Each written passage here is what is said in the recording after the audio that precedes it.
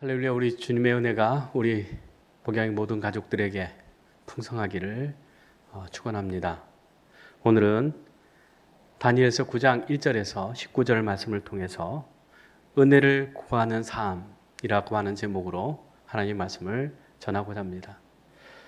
참 우리가 처한 환경이 참 어려움이 많습니다. 국가적으로도 어려움이 많고 또 경제적으로 많은 어려움을 겪고 있는 것이 사실입니다.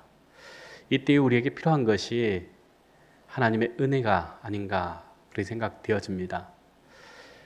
은혜가 필요한 곳에 적절하게 내려져서 하나님의 은혜로 이 어려운 시기들을 잘 이겨낼 수 있기를 원합니다. 우리가 하나님의 말씀을 깨닫고 또 하나님의 공의와 긍휼을 날마다 구하는 그러한 삶을 살아가는 것이 중요합니다. 즉 긍휼을 구하는 삶, 하나님의 긍휼을 구하는 삶, 하나님의 자비를 구하는 삶, 그 삶이 어떤 삶이냐? 바로 하나님께 받는 은혜가 있는 삶이다라고 할 수 있습니다. 정말 다니엘도 참 어렵고 힘든 삶을 살아가고 있는 것이 사실입니다. 바벨론 포로로 잡혀왔고 또한 그 나라에서 총리까지 되어졌을 때에 크고 작은 일들이 그에게 어찌 없었겠습니까? 그 순간마다 하나님 의지하고 하나님을 붙잡고 살아가는 그 믿음의 선택을 통해서 하나님께서 그를 은혜의 자리, 복의 자리로 인도해 주셨다라고 하는 것을 우리가 깨닫게 되어집니다. 그래서 정말로 하나님께 은혜를 받은 사람이 다니엘이다라고 할 수 있게 되어지는 거죠. 오늘도 우리가 삶의 현장 속에서 세상 속에서 정말 하나님의 은혜로 인해서 다니엘과 같이 하나님의 선하시고 아름다운 뜻을 이루며 있는 곳에서 또한 자기 몫을 감당하면서 하나님의 사람으로 하나님의 영광을 위해서 살아가는 저와 여러분이 될 수 있기를 원합니다. 다니엘은 어떤 사람이었느냐? 특히 그는 말씀 앞에서 겸손한 사람이었다라고 하는 것을 우리가 보게 되었습니다. 1절에서 2절 말씀 보면 다리오가 갈대아 나라 왕으로 세움을 받던 첫 해 곧 그 통치 원년에 나 다니엘이 책을 통해 여호와께서 말씀으로 선지자 에레미야에게 알려주신 그 연수를 깨달았나니 곧 예루살렘의 황폐함이 70년 만에 그치리라 하신 것이라 말씀하고 있습니다. 다리오가 갈대아 나라의 왕이 된 첫 해다 이렇게 얘기를 하죠. 그런데 다니엘은 그때에도 하나님의 말씀을 늘 가까이 하고 그 말씀대로 살아가려고 하는 그러한 삶이 있었다라고 하는 것이에요. 그래서 다니엘이 늘 에레미야의 그 예언서를 읽게 되어지는데 그 에레미야의 예언 가운데 이스라엘이 70년 동안 바벨론 포로로 살다가 귀환한다, 다시 돌아올 것이다 라고 하는 그 얘기를 읽게 되어집니다. 3절 4절입니다. 내가 금식하며 베옷을 입고 죄를 덮어쓰고 주 하나님께 기도하며 간구하기를 결심하고 내 하나님 여호와께 기도하며 자복하여 이르기를 이렇게 얘기합니다. 즉 다니엘이 하나님의 말씀을 보고 크게 깨달은 것이 있었다라고 하는 거죠. 하나님의 때가 되면 이스라엘이 회복될 것이다 라고 하는 그 하나님의 약속이 있었다라고 하는 거예요. 그 약속을 붙잡고 다니엘은 기도를 하게 되었다라고 하는 것이죠. 그래서 베옷을 입고 죄를 뒤집어 쓰고 하나님 앞에 기도합니다. 그리고 4절에서 7절 말씀 보면 크고 두려워할 주 하나님, 우리는 이미 범죄하여 패역하며 행악하며 반역하며 주의 법도와 규례를 떠나 싸우며 우리가 또 주의 종 선지자들이 주의 이름으로 우리의 왕들과 우리의 고관과 조상들과 온 백성에게 말씀하신 것을 듣지 아니하였나이다. 이는 그들이 주께 범죄하였음이니이다. 이렇게 말씀하고 있습니다. 다니엘이 하나님 앞에 자복하면서 기도합니다. 하나님, 우리 백성들이, 이스라엘 백성들이 하나님 앞에 범죄하였습니다. 하나님 앞에 반역했습니다. 패역했습니다. 행악했습니다. 하나님의 법을, 규례를 떠났습니다. 이렇게 고백하고 있는 것을 보게 되었습니다. 더 나아가서 선지자들이 주의 이름으로 왕들과 우리 고관과 조상들과 온 국민에게 말씀한 것을 듣지 않았습니다. 이렇게 얘기합니다. 그 이유를 다니엘은 우리가 주께 범죄하였기 때문입니다. 죄를 범하였습니다. 이렇게 얘기를 하는 것이죠. 그러면서 하나님의 긍휼을, 하나님의 용서를, 하나님의 자비하심을 구합니다. 그렇게 기도합니다. 9절 말씀입니다. 주 우리 하나님께 긍휼과 용서함이 있사오니, 즉 하나님께 긍휼과 용서하심이 있는 것을 내가 압니다. 라고 하는 것이죠. 우리는 범죄했습니다. 하나님을 떠났습니다. 하나님의 말씀을 저버렸습니다. 그러나 하나님께는 긍휼하심이 있고 용서하심이 있지 않습니까? 라고 하면서 하나님 앞에 기도합니다. 요한일서 1장 9절 말씀 보면 우리가 우리 죄를 자백하면 그는 미쁘시고 의로사 우리 죄를 사하시며 우리를 모든 불의에서 깨끗하게 하실 것이요 말씀합니다. 우리가 범죄한 사람들 아닙니까? 정말로 우리는 하나님 앞에서 우리의 의를 주장할 것이 하나도 없는 사람들입니다. 그렇지만 우리가 하나님의 그 긍휼과 용서하심을 믿고 하나님 앞에 나간다라고 하는 것이죠.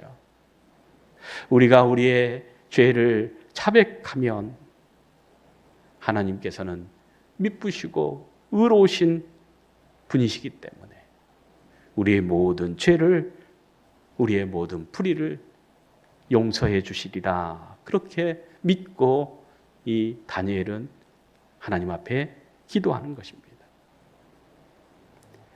그렇게 기도할 때에 하나님께서 하나님의 자비하심으로, 하나님의 긍휼하심으로 하나님께서 그 백성, 그 사람들을 용서하시고 치유하시고 회복하시는 은혜가 있을 줄로 믿습니다.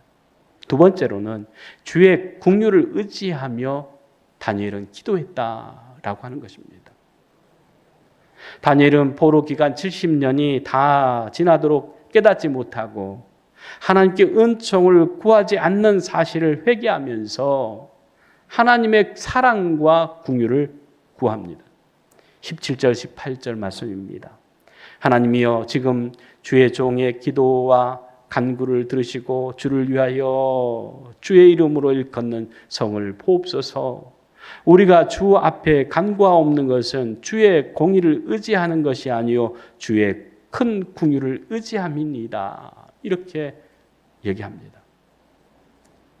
다니엘은 우리의 공의를 의지하여서 하나님 앞에 기도하는 것이 아니라 주의 큰 긍휼을 의지하여서 기도합니다. 라고 하는 거예요. 우리에게는 죄악밖에 없습니다.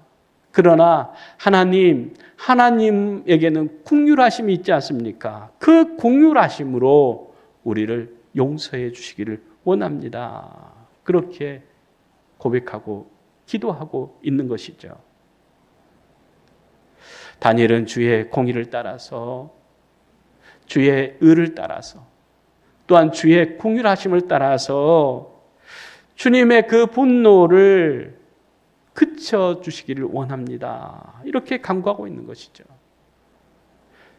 그러면서 무너진 주의 성전, 예루살렘 성전이 무너져서 다시금 예배가 드려지지 않고 또한 그곳이 황폐하게 되어지는 그런 모든 것들을 보면서 하나님 앞에 안타깝게 기도하고 있는 것을 보게 되었습니다. 우리는 무슨 일 때문에 하나님 앞에 엎드려서 기도합니까? 내 자신과 또한 우리 가정과 우리 가족들을, 친척들을 위해서 기도하는 것이 아마 전부일 수도 있습니다. 그러나 우리 가정이 내가 정말로 하나님의 은혜 가운데 산다 할지라도 우리 주변에 되어지는 그러한 일들을 바라보면서 외면할 수 없는 것이 사실 아닙니까? 다니엘은 얼마든지 바벨론에서 총리로 있었기 때문에 얼마든지 모든 것을 누리면서 살아갈 수 있는 사람 아닙니까? 오히려 다른 사람들을 챙기고 다른 사람들을 생각한다라고 하는 것이 이 다니엘에게는 참 힘들고 어려운 일이죠. 귀찮은 일이죠. 그런데 다니엘은 자기의 안일과 자기의 그 안락한 삶을 위해서 기도하는 것이 아니라 하나님 앞에 자기의 민족, 자기의 백성들이 정말 하나님 앞에 범죄함으로 인해서 모든 사람들이 그는 지금 고난당하고 있고 아픔을 당하고 있고 하나님의 성전이 있던 예루살렘은 회파되었다라고 하는 그 모든 것들을 바라보면서 안타깝게 하나님 앞에 기도하고 있는 거예요. 자기의 민족을 위해서 또한 백성들을 위해서 하나님의 그 성전을 위해서 기도하는 그런 다니엘을 우리가 보게 되어집니다. 우리도 지금 어려운 상황 속에 있습니다. 내 안일한 것, 나만의 그러한 편안함을 구하면서 안주할 때가 아니라고 하는 거예요. 우리 상황들을 바라보면서 정말 하나님의 은혜를 구하고 이 백성들이 하나님 앞에 정말로 돌아올 수 있도록 하나님의 공의가 살아 역사하는 나라가 될 수 있도록 위해서 기도해야 되는 것 아니겠습니까? 다니엘이 하나님 앞에 엎드려서 기도하는 것처럼 이때에 정말 우리가 기도해야 되는 그러한 사명이 우리에게 있음을 깨닫고 다니엘처럼 기도의 시간들이 우리에게 더 있어지기를 원합니다. 그러면서 다니엘은 19절에 이렇게 기도합니다. 주여 들으옵소서. 주여 용서하옵소서. 주여 귀를 기울이시고 행하옵소서. 지체하지 마옵소서. 이렇게 기도합니다. 다니엘의 기도가 어떤 기도였느냐? 하나님 들어 주십시오. 지금 나의 기도, 나의 그 간구를 주님 들으시옵소서. 그렇게 기도합니다. 그러면서 주님 용서해 주세요. 주님 나의 기도, 나의 간구 속에 있는 하나님을 향한 그 죄를 자복하는 것들을 하나님 들으셨사오니 용서해 주십시오. 이렇게 기도하는 거예요. 마지막으로 주여 귀를 기울이시고 행하시옵소서. 하나님 들으셨지 않습니까? 하나님의 긍휼로 우리를 용서해 주시고 또한 하나님 귀에 들리는 대로 하나님 행해 주십시오. 라고 하는 기도였습니다. 어찌 보면 짤막한 기도입니다. 그렇지만 이 다니엘의 기도는 모든 것을 포함하고 있는 것을 보게 되어집니다. 하나님 앞에 범죄한 죄를 자복하고 또한 하나님의 용서를 구하며 또한 하나님께서 그 백성들을 다시금 회복시켜 주실 것을 하나님 앞에 기도하는 그 내용이 다니엘의 기도였다라고 하는 것을 우리가 보게 되어집니다. 다니엘이 하나님 앞에 구한 것, 자기의 안위를 위한 구한 것이 아니고, 자기 가족들의 평안한 것을 위해서 기도한 것이 아니고, 배망한 나라 백성들, 고통당하고 있는 백성들, 또한 하나님의 그 성소가 황폐하게 된 것을 안타깝게 생각하고, 이 모든 일이 우리의 죄 때문입니다 라고 하는 그 고백이 있었다라고 하는 겁니다. 이런 모든 상황이 나의 책임이 아닙니다. 그게 아니에요.